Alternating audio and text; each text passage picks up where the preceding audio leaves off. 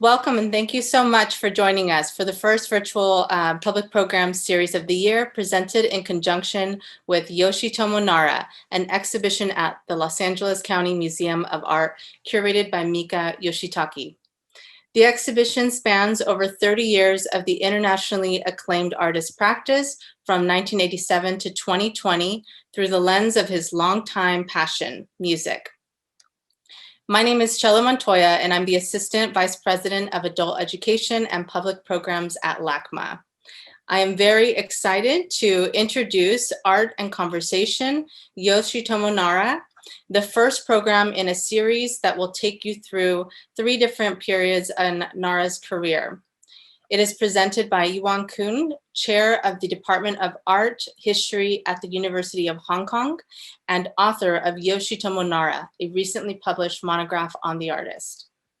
Although we are unable to be in the exhibition at this time due to the stay-at-home orders, we hope you will enjoy this series and the recently released exhibition catalogs, as well as Yeewan's book in the meantime. And I also wanted to share a little show and tell so that you can get a sneak peek at these beautiful catalogs. I have my copies here. This is the LACMA exhibition catalog, and where you will get a sneak peek at the works featured in the exhibition with liner notes by the artist about various albums in his personal collection. And then here is the limited edition catalog, which includes a clamshell case, a beautiful case which has 14 booklets inside, including an vinyl LP with original music covers by the American indie rock band, one of Nara's favorites, Yola Tango, and songs from the 1960s and 70s selected by the artist. And finally, Yeewan Koon's recent book, which is a monograph on the artist that looks at his work from the last 3 decades for your enjoyment. So we hope you will explore these beautiful resources in the meantime and enjoy this series. Now, throughout the program, I encourage you to please submit your questions using the Q&A function. We hope to get as many as we can in at the end of the presentation. And just for fun, please share where you're coming from in the world with your question. I know Yeewan is actually presenting from Hong Kong, and of course, I'm based in Los Angeles. And now I would like to formally introduce Yeewan Koon and share a bit more about her extensive background before she begins the presentation. Professor Yeewan Koon is the chair of the Department of Art History at the University of Hong Kong. Her research expands a broad area of Qing art and a secondary area in contemporary art in Asia. Her publications include Yoshitomo Nara 2020, which is currently being translated into other languages, a Chinese canton, painting the local export and export art 2018, and a defiant bush, Su Renshan and the politics of painting in the 19th century, Guangdong 2014. She is the recipient of several research awards, including a Fulbright Senior Fellowship, American Council of Learned Scholars, and visiting scholarships at Cambridge University and Columbia University. Yeewan Koon also works in the contemporary art field as a critic and curator. In 2014, she was guest curator of It Begins with Metamorphosis, Xu Bing at the Asia Society Hong Kong Center, and was one of the selected curators for the Guangzhou Biennial Imagined Borders in 2018. She is currently working on an international exhibition of Hong Kong art scheduled in June alongside the inaugural Helsinki Biennale. So please welcome Professor Yeewan Koon. Thank you very much. Hi, everyone. Welcome to, thank you all for joining me in today's talk. I want to, in particular, thank LACMA's and Cello in particular for inviting me to take part in this series of Zoom talks. I also want to thank Mika Yoshitake, the curator of the exhibition, who has also helped me immensely as I plan these set of talks. So in the coming weeks, what I will be doing is delving deeper into the world of Yoshitomo Nara, one of the most popular contemporary Japanese artists working today. I'm going to start with a line taken from a review of my book because it really nails some of the challenges faced by anyone interested in understanding Nara. The reviewer writes, and I quote here, there are two categories of people. There are two categories of people who don't like Yoshitomo Nara's art. Those who haven't seen it yet, and those who don't think it is serious enough. I think we've all heard that line. I don't get it. My child can do this. My cousin can do this. And often such sentiments emerge after reading some headlines about auction sales and million-dollar prices.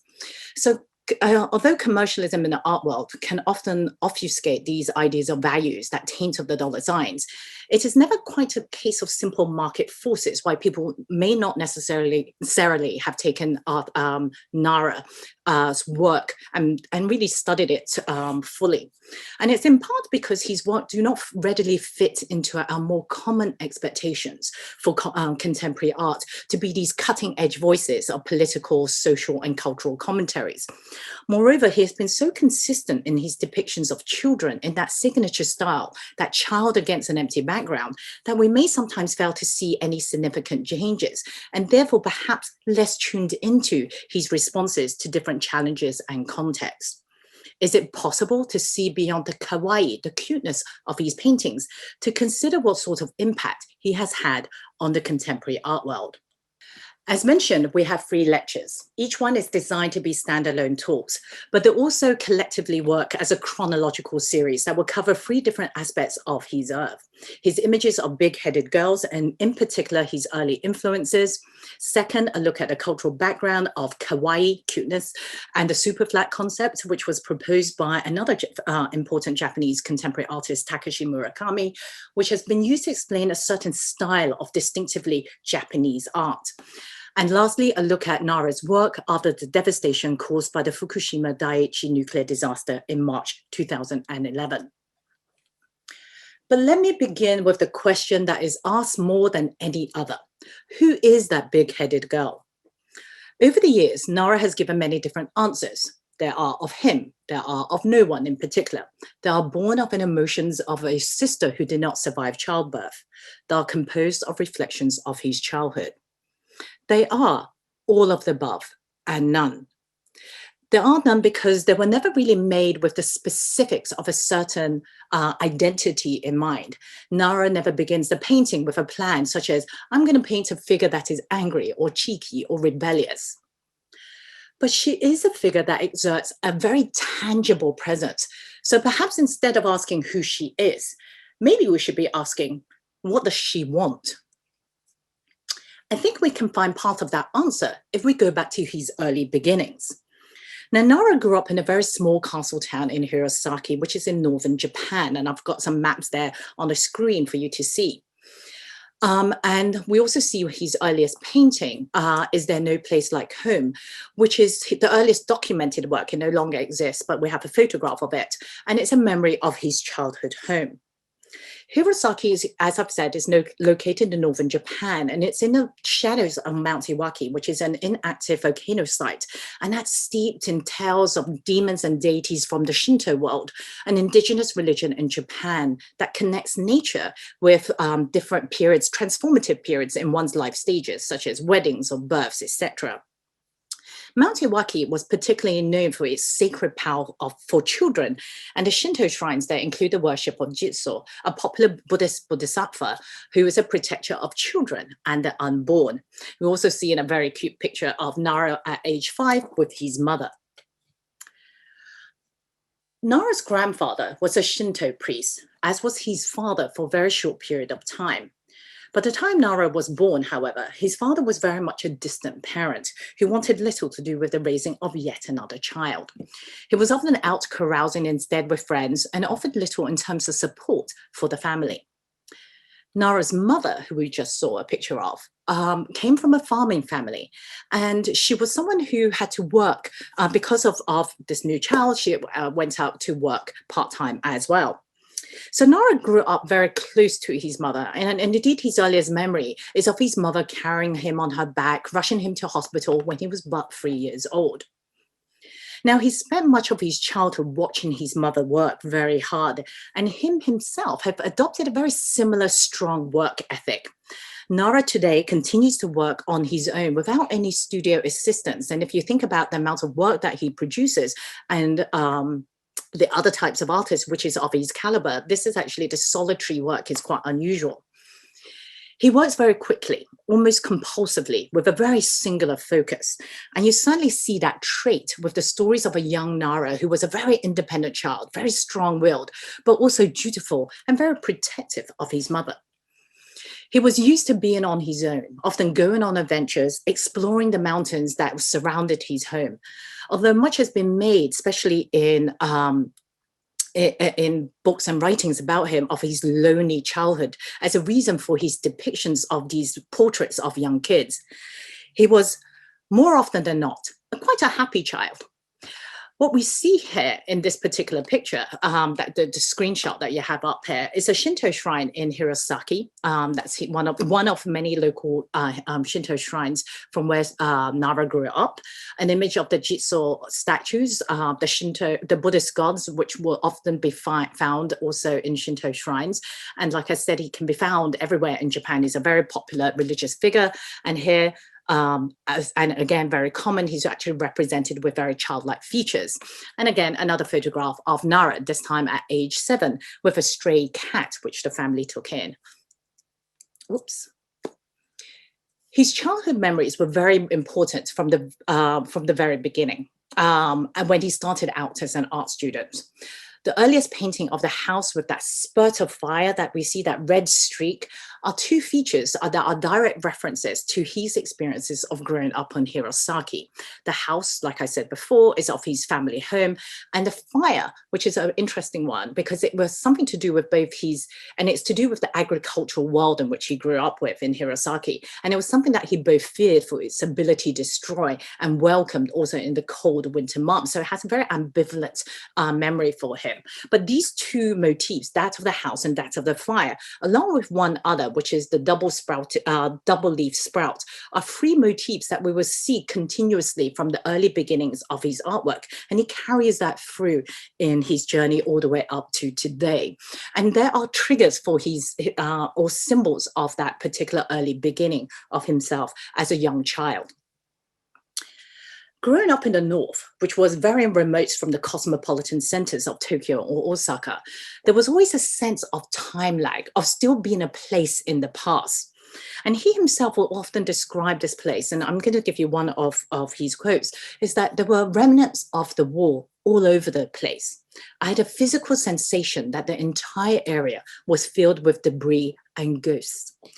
Nara's school, both his primary and secondary school, were former army barracks, and the area that he lived in was very close to American Army base. But his nostalgia of this past was very much an imagined one, the ghost of a history he was never part of. And I will come back to this idea of I will come back to this idea of the nostalgia of imagined past later on. If we just examine the visual elements of these early paintings and taking these 3 as examples, you can see how he often uses a horizon line to section off the paintings and the compositions, and he devises in such a way that our eyes are actually taken across the surface of the painting rather than penetrating through it. And in doing, what he's doing is restraining that illusion of depth. His use of color also is interesting in that it has a very painterly expressionism in it, and it carries this undertone of darkness, of hurt and pain. And you can see that very clearly in All Alone, his 1986 works. Now, these paintings are very competent by an art student with great potential, but I would say that he is not yet one who has necessarily found his own voice.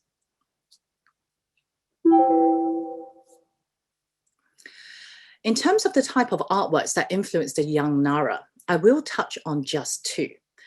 The first is Mashimoto Suzuki, also from northern Japan, in an area that's actually quite close to where Nara grew up, and who was very active during wartime Japan. So we're talking about the 1940s. Now, during this time, many artists were co-opted to make patriotic works about the nation, while those who pursued individualism faced censorship and sometimes imprisonment from a very military right-wing government. Mashimoto Suzuki was exempted from conscription because he lost his hearing when he was young. He was also a very outspoken artist who protested against the war and defended the rights of artists as individuals. Based largely in Tokyo, he was known for his expressionistic landscape, dark urban landscape, and everyday street scenes.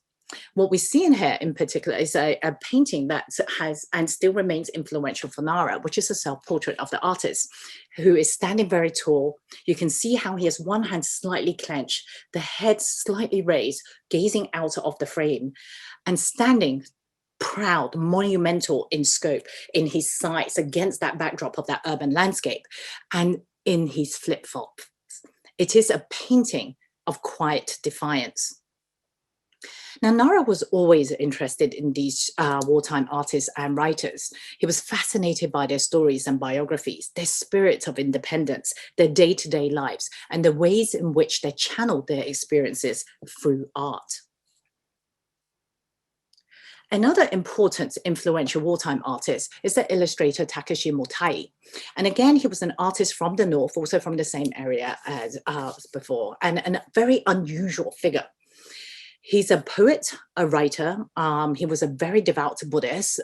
He was also an enthusiast of Western classical music. He was an Esperanto student and an agricultural science teacher. Now, Takashi Motay was particularly known for his fabulous children's books of adventures, talking animals, and they were always about misbehaving, children misbehaving and crossing boundaries between the adult world and the children world. And Nara grew up reading his storybooks, and they were highly influential.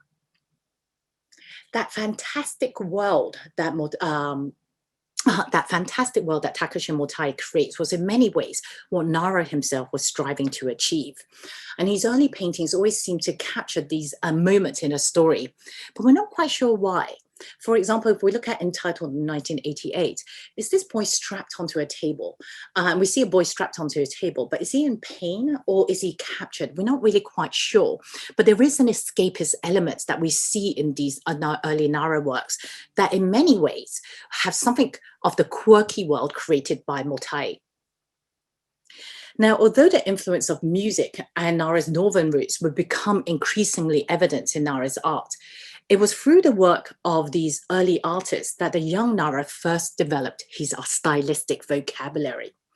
And in these early paintings, what we are seeing are the ways that he thematized narratives of his childhood memories, Nara's childhood memories, but seeing his past through the eyes of those who influenced him.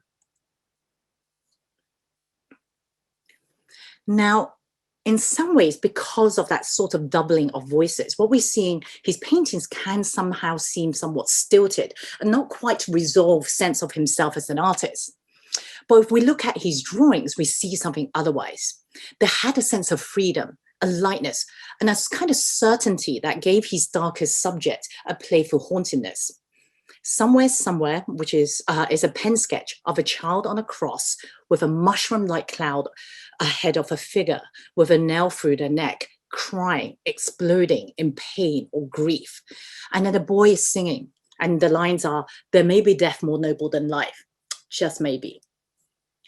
But what these drawings are doing is that they're bringing in Nara's deep interest in music, his response to lyrics in particular, and his doodling sketches are able to carry off that sense of pleasure that he has too, as well as how he's processing these particular lyrics and understanding them.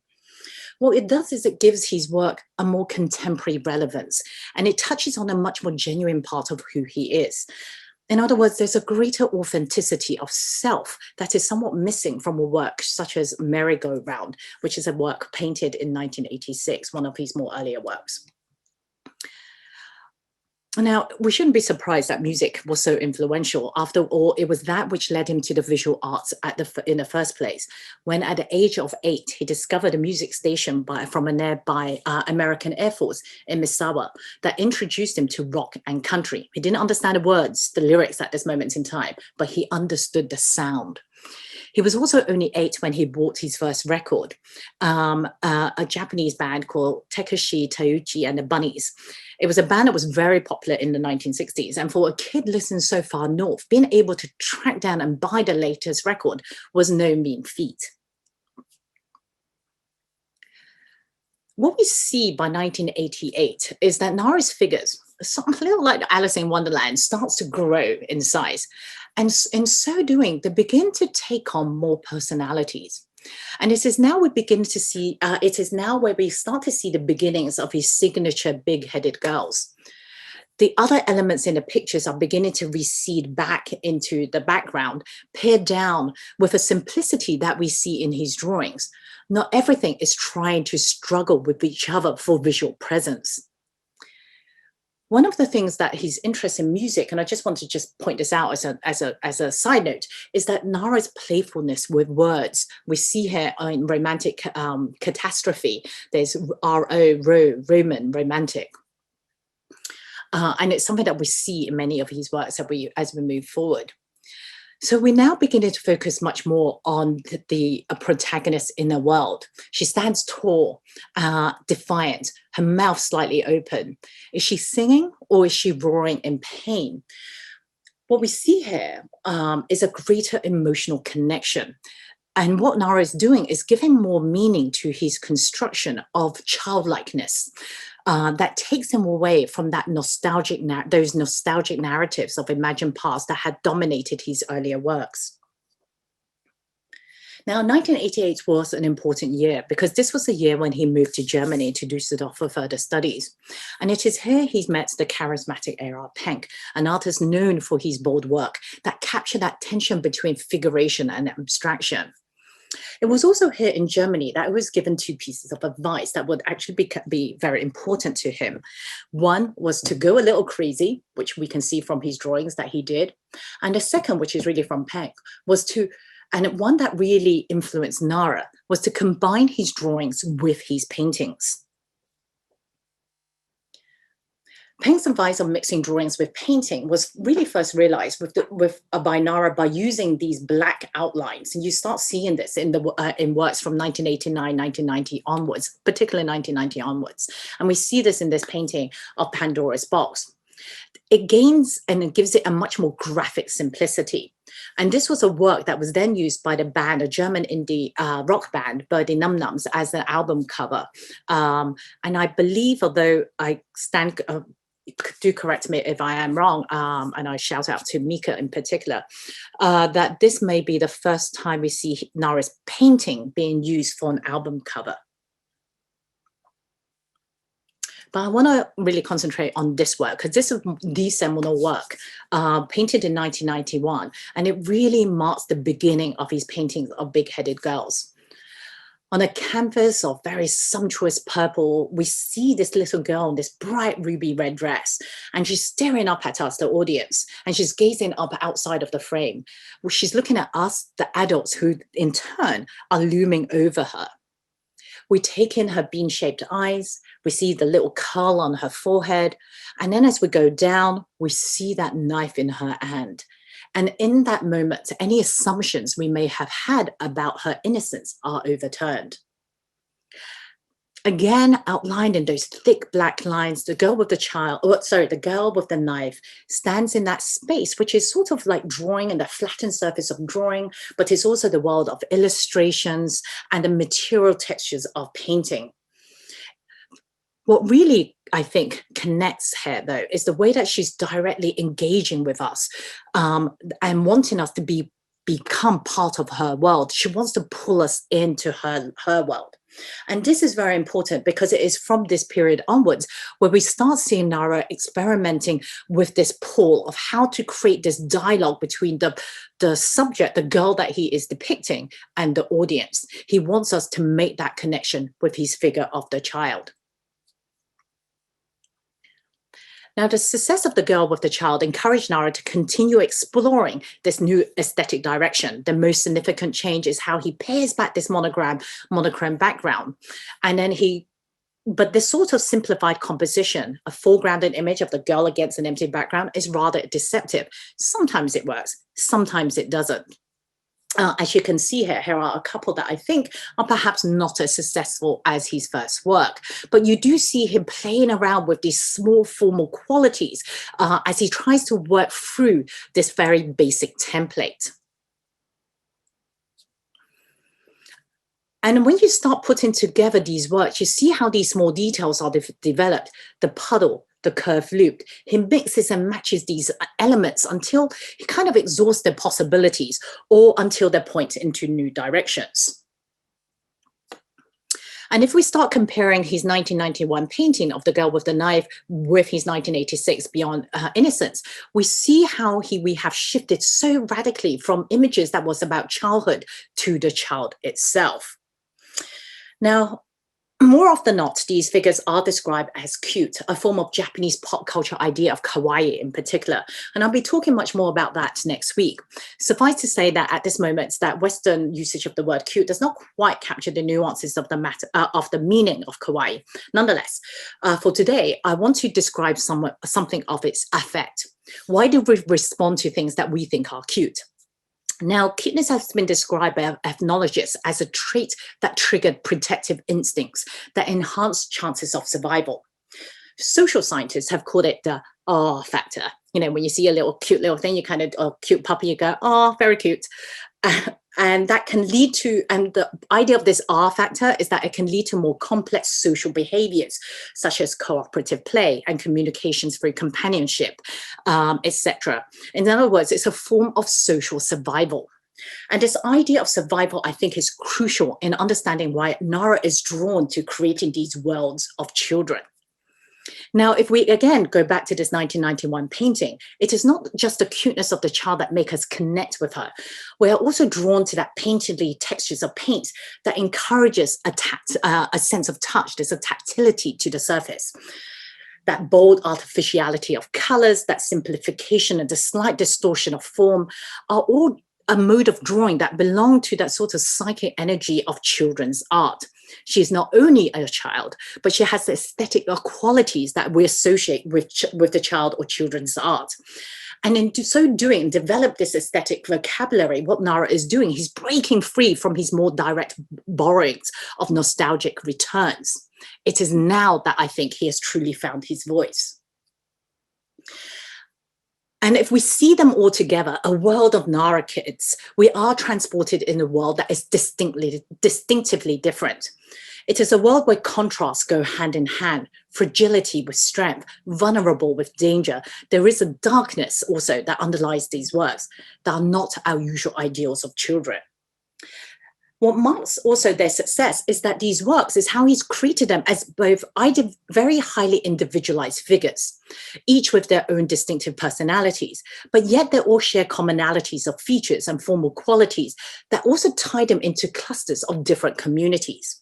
And over Nara's more than 30 years of paintings, these images, you can differentiate the figures into these groups. The ones with the bean-shaped eyes that always look a little angry, which is perhaps what he's best known for. The big-eyed girls who stand stoic and still as if waiting to excel. And the list goes on. And of course, there are overlaps between these little clusters of different Nara girls. But what they do is they have a sense of belonging to one another. You can always recognize a Nara home. There is a home, sorry, a Nara girl. There is a home for these Nara girls. Let me show you some installation shots from the LACMA show so you can get a sense of what I'm trying to say. Here is one, here is another. Now, Nara continues to make changes, especially from 2005 onwards, and he moves away from that drawn line and he goes into the world of color. And he wants to experiment here, literally sometimes turning them into pools of colors here. He takes away the knife, in other words, and we're left just with the child itself. And instead, he wants to use their eyes or her eyes as that point of ambivalence. Preempting the third lecture, I'm going to suggest that it's not really until 2012 where he's really able to fully realize this, but it's a really interesting journey that he takes us on from this period onwards. And it takes a while. But his success with this image of the young girl was because he himself, you see, he battles with it itself. And at times he literally had to destroy her before he can paint an image that he liked or he felt he was doing something different. And what you're seeing on the screen here is actually, if you look very carefully, the image with the one on the upper left-hand corner is a different girl. And he literally, he painted that painting, didn't like it, and painted over her. And slowly a new image emerged. It's a very self-iconoclasm that's going on here. Now I'm going to switch gears with the last 10 minutes of this talk to talk about his photography, because it brings us back to his paintings and early work. And I'm going to focus on his 2002 project in Afghanistan. And this was his first major, it wasn't his first, but it was, I would say, one of the most important, his first major showing of his art photography, and one that I think had massive impact on his drawings and paintings, especially those from around 2003, 2006, which I was just talking about.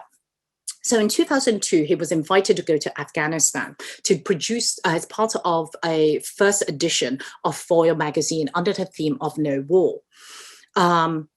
I can give a bit more background to why he had taken on this particular project, but it had a lot to do with that. In early 2002, Japan had hosted the first major international conference that instigated a long-term program to restructure Afghanistan. And Japan to this day continues to be a leader in organizing humanitarian aid for this particular region. So part of going there is part of that current politics or the political landscape in Japan. And I just want to cite one line that Nara had. He wrote a little diary of this, of his particular trip. And he describes how from afar, as his flight was descending into the military base, how there were like broken planes and abandoned vehicles that had sort of littered the earth, the landscape, like fossilized remains of dinosaurs covered in tea-colored dust. And it's hard not to think back to some of Nara's earliest paintings of fields of broken plains.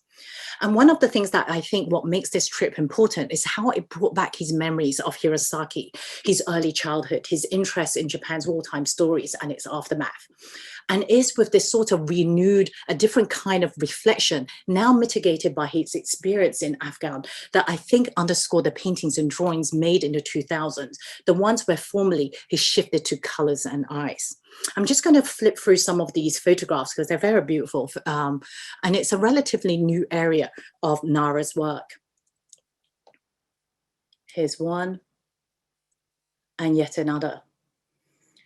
What I find really striking about Nara's photographs is how determined they are to capture the power of life. You really see it in these particular images.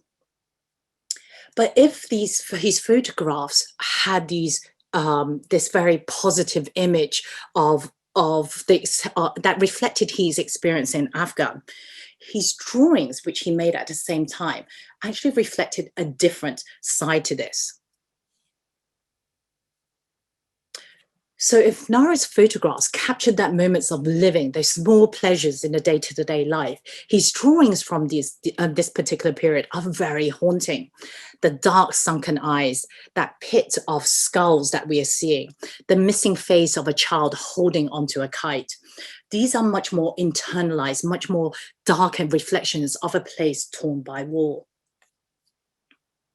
The horror, the pain are the subjects of many of these sketches, many of which are drawn on the back of envelopes, of ripped up envelopes, of any scraps of paper that he could find. They're incredibly powerful, evocative works that showed the other side of war. It was an impactful trip. How can it not be? It is easier to, when we assess its impact next to the work he did soon afterwards. In his drawings, and the one in the middle of Soldier is one of many, many that he did are very similar to this. And we see how he's using repetition as a method of working through some of the after effects of his experience in Afghan.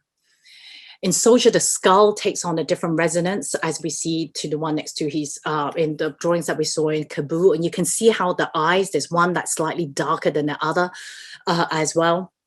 And similarly, when we place these pictures, one of the drawings from Kabul in 2002, his soldier in 2003, and then After Acid Rain, which was painted in 2006, a year after the anniversary of Hiroshima. Within this chain of images, we see the New World projects as that which may have influenced Nara's development in his depiction of the young girl, and which, if you recall from After Acid Rain, was one he had to destroy in order to make another. And yet again, you can see that sense of one of the things that, and again, returning to that theme that I think is so important in Nara's work, is that theme of defiance, and through that of survival. And you see that whether it is in the 1991 painting of the girl with the knife in her hand, or that of the little sketch of the young apple seller in Kabul. Now, I started this talk with a question of what does she want? Let me take a little closer look at this photograph, and it's a detail of a photograph of a young child standing in front of the butchers, and we see these large slabs of meat with pinkish scraps clinging onto these bones. It is a place where fresh food supplies were low during wartime. But here in this photograph, that image of that sort of rare, raw lump of meat is both vital and alive, even as it foregrounds death. And in front of that, we have that young child, and she's standing there, he or she is standing there, this deep blue jacket with the arms crossed, staring back at the camera, both defiant and vulnerable. And it is a familiar stance in Nara's work, the child who denies our sympathies or offers of help, but here taken in the context of a war-torn place, the gesture of independence and pride is even more poignant. What does she want? She wants to connect. And it is through, whether it's through the cuteness of her appearance or the undertones of danger and harm, of death and survival, whether it's through the lines, the colors, the compositions, all those basic tools of an artist who works in two-dimensional form. What Nara, I think, is trying to do is achieve empathy, a humanist response to our present condition. In so doing, he has created a very distinct aesthetic vocabulary and a community of children who all have these very complex emotions that register the way that we survive day to day. Thank you. Let me end it here for today. Wonderful. Thank you so much. So I'm open to questions if there are any questions. There were several questions, and we'll try to get to a few of them, and we'll see if any others come in. So just a few from the audience. In addition to the large heads, Nara uses long, almost elastic arms. What does this mean, if you've been able to uncover this detail? I don't know whether it means anything in particular, but these long elastic arms is something that he actually also experimented with a lot in his early works. I don't think they actually necessarily have meaning per se, but I think it's part of his development. And in particular, you see where its significance coming in, I think, is with it really registered in his images of the dogs as well. And his early pictures of dogs, I don't have one on me, but his early pictures of dogs often have the dog with these very long arms, and he carries on working with them as well. So I think the arms from the girls end up with his images of animals, which I think is also very interesting as well. They kind of add a sort of quirky cuteness to them in the same way that big head adds a certain cuteness to figures. Beautiful, absolutely. And from Sacramento, Nara draws on scratch paper and envelopes. Is it intentional, and why? Do you have any insights on, what were these envelopes from? Are they just? Oh, they're from everywhere. Did he send envelopes with drawings on them, or? Anyone, if he sees an envelope, it seems to be a wonderful piece of paper and a scrap of paper, he will draw on it. I was interviewing one of his friends, and his friends was telling me that even as a student, as an art student, he's always drawing. He's always drawing any scrap piece of paper. He would draw so much that sometimes if he ran out of paper, he would draw on the table. He would literally draw in the spaces of his fellow students' space as well. He's just always someone whose hands is always moving and drawing.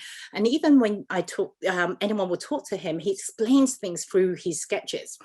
There was a period in time when he and to this day, I think he still does this, but there was a particular certain period where he would draw every single day. And he particularly liked to draw on whatever was available. He liked the sort of the basic things that we find around them, the raw material of it all. And he enjoys that challenge of what to draw on these things. So that's why he likes scraps piece of paper. It's something that's on hand, so it feeds his compulsion to draw, but at the same time, he loved that rawness of that particular material that gives his work, I think, as a very direct response as well. That works with his way of making art. Yeah, I've also, observed in the gallery. So it seems like most of the envelopes came from the receiving end because, they had Yes. postage on them and everything. Oh yeah, they're used envelopes. They're all ripped up envelopes. They've all been used in some ways. And in his studio, he had these piles of just envelopes waiting to be drawn on as well that he's kept on one side. And they come from everywhere. Where I think the sender itself, where it comes from, is perhaps less important than the fact that he may look at this and it's like, oh, this is the right color, this is the right shape, he wants to play, oh, this has a nice rip that I want to play with. And that's what he's really responding to, the material itself rather than where it came from. Excellent. And since you mentioned the interviews, can you tell me how you first encountered Nara's work and some of the methodologies you used to prepare to write this monograph? Okay, so I met Nara about 5 years ago, and he was doing a show here in Hong Kong. And I was asked to write about his photographs, and I've never knew he was a photographer. So that was very interesting for me. So that was the big challenge. I really wanted to understand his photography. And that's how we started establishing a relationship. And we've been, ever since then, we've been talking about his artworks. And one of the things I particularly like to do is I love walking through his shows with him.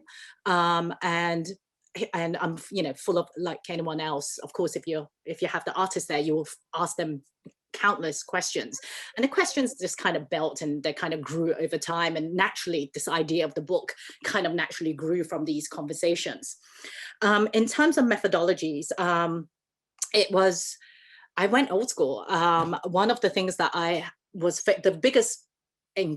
the biggest challenge I had is there are so many Nara paintings and so many Nara drawings, and trying to put them all together, trying to see where the threads are, was the biggest challenge. And the only thing that I could do was I literally just cut out lots of photocopies of these pictures, put them onto my floor and started playing around with them and to try to make connections, to try to build up different stories about Nara that I thought were important.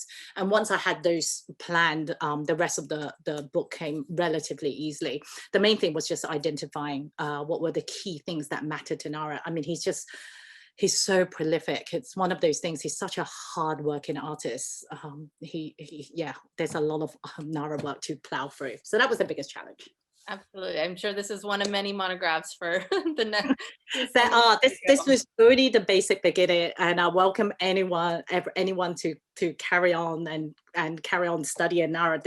There is so much information here, and he's interested in anti-nuclear, he's interested in ceramics. There's a lot of work yet to be done.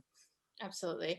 I have a question that regarding his drawings and how they incorporate cartoons or anime, and they seem quite two-dimensional. Can you talk about the difference between the play between two and three-dimensional, and some of the depth of his works? Well, what's really interesting, and what it's hard to convey when we're doing these lectures, is that his works are actually has a very shallow depth to them. There's always very painterly textures that he's trying to do in his paintings. His drawings definitely are much more two-dimensional. They tend to use just lines on obviously just pencil on paper or pen on paper. And I don't want to preempt too much because we're going to be talking a bit more about the idea of cartoons and anime, and that was definitely something that was of influence to him. But it wasn't just that. I think he is interested in that kind of work, but he's much more interested in earlier illustrative works, and they tend to have a bit more energy in his work. What is really interesting in his drawings, I think, is when he tries to push that two-dimensional quality that we associate with drawings. And he actually brings in his more painterly techniques into his drawings, particularly in his later drawings. And I know you have a bunch of them at LACMA as well. But yes, he's very interested in anime and manga, but I think they come and they're mitigated through his interest also in Edo art, his interest also in wartime illustrated books. So they're kind of a bunch of different things coming together. They're not quite so simple as just simply from anime. Yes, and he meant another question regarding what race and ethnicities these girls might be. They seem to have a mix of facial traits and maybe based on the places he went. Can you talk a little bit more about the possibility? That's a great question, and I'm not sure if you in the very beginning of the talk, Motay's work, the illustrator, he had these drawings, and they were often of kids with blonde hair. And almost always there were kids of blonde hair. Not that they were particularly European. There wasn't necessarily interest in an ethnic identity in the way that we understand it today, but much more to have this idea of escapism. And a lot of Nara's early work, if you were to look at the different facial traits and the different hairstyles and different colorings, they're actually quite mixed if we had to talk about them in terms of ethnic identities. But he wasn't really thinking through them as ethnic identity. He was just really thinking of them as different kind of escapist forms of different children from different worlds. It was him escaping into that fantasy world itself rather than of social realities. And his later ones, I think what he does and what he tries to do is that he tries to actually create children that are perhaps less distinctively of one or any particular racial type. That's not what he's trying to do. He's really just trying to find something, and he deliberately does that. So I think he's not really interested in that so much. He's interested in what is a child or who is a child. Excellent. And there was another follow-up of that he depicts girls as opposed to boys. Is there a little bit more information about the choice of that gender? He has actually depicted pictures of boys, and certainly in his early works, there's definitely a lot more boys in them. Part of it is that once he developed that 1991 painting, the one with the ruby red dress with the girl with the knife, she became in many ways that template that he kept working with. And it just worked for him. It was something that he doesn't even think about it, to the point that he no longer thinks about it. It becomes much more formal exercise in which he starts playing around with these formal qualities. And he knows, he trusts that the girl will emerge. But it could easily be a boy, but it's just that's not where his natural instincts go anymore. He's been working with her for so long. It's become such a part of his signature marking of who he is as an artist. That's just what emerges when he paints. It's a very instinctive thing. But certainly in the early beginnings, you do see him depicting lots of pictures of young boys as well, and young teenage boys. There's a lot of older boys actually in his work, and they're often things like skateboard boys and boys swinging around, on adventures. They're more adventure types. Beautiful. So let's take a few more questions, if you will. We have Yes, several coming in. So in your opinion, will he move forward with still photography and possibly even video? Has he mentioned video as a medium? I know. He hasn't mentioned video. He is definitely moving on with photography.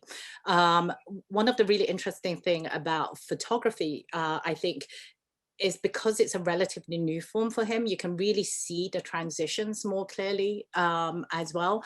And he's just recently came back from a big photography project. We're all waiting to see the result of that. So there's definitely more photographs being done. He's also doing a lot that he's actually Instagramming as well. And you can see they're really developed in terms of his own aesthetic taste in photography.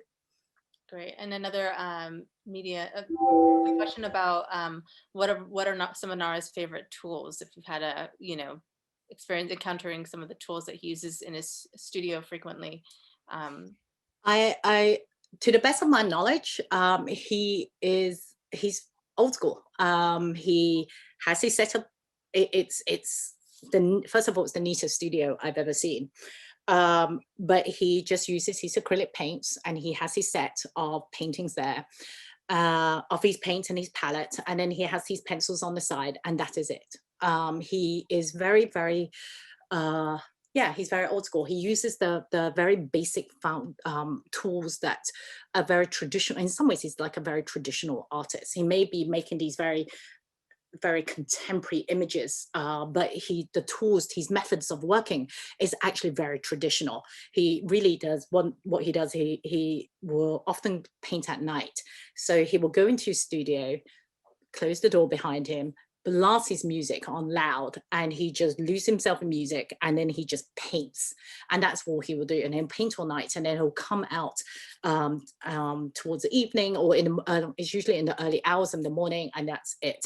And that would be his day. And that's in many ways, it's a very typical old-fashioned art kind of approach to it as well. Incredible. And just to give a preview of the upcoming next sessions in our lecture series, can you talk about the next 2 sessions that we will present next Tuesday and the following? Sure. So next week, we'll be looking, I'll be expanding the context of looking at Nara. So this is much more a biographical approach, thinking about why and how he painted and his early beginnings.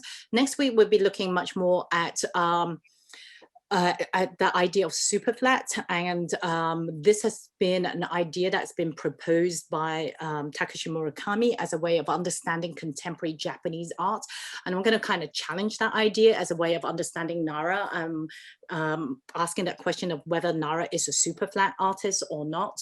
And then in doing that, I'm going to approach the topic of kawaii, what is cuteness, as it is understood within a Japanese context, and also to look at how Nara himself, if he is challenging this whole idea of superflat, how is he doing so? How is he moving away from that category? Because we often have this when we think about artists who are outside of the Western canon or Western traditions.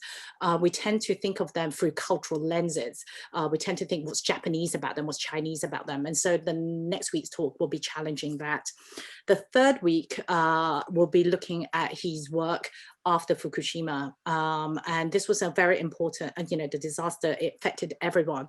It in particular affected Nara because he actually lived quite close to Fukushima. And so it had a massive impact on his work.